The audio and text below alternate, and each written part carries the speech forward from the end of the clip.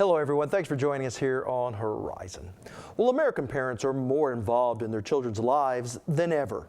Yet recent studies show that too much parenting can help create undesired outcomes.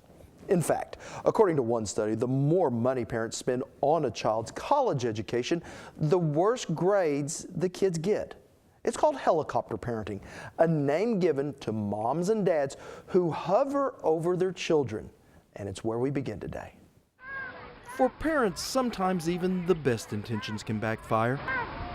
From baby on board signs to mandatory car seats and bicycle helmets, most parents instinctively want to protect their children every way they can. You be careful now. But when does good parenting turn into overparenting that smothers a child's development?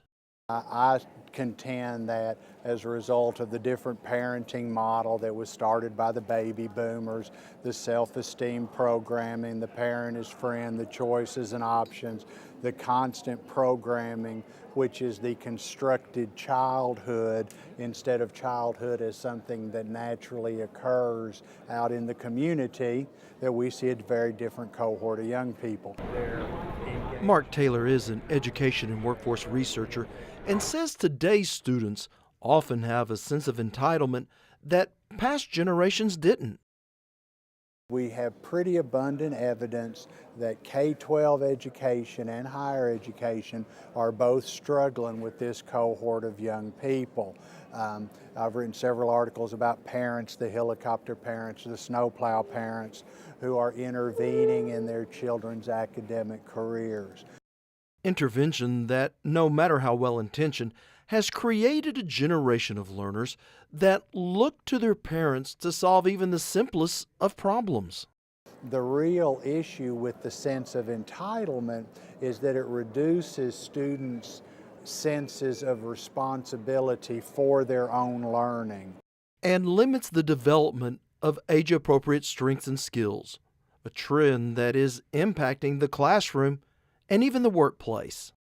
A lot of employers are being challenged as the consumer student comes into the workplace as the consumer employee. That's not what you can do for the company, but what can the company do for me?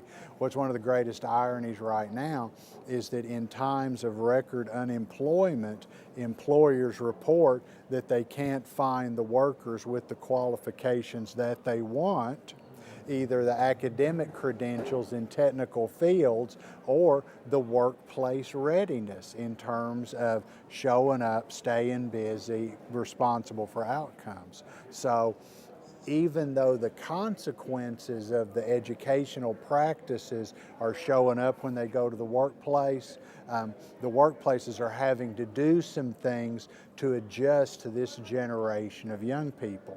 And I've had employers tell me, well, by God, we not changing. It's my business, so it's either going to be my way or the highway.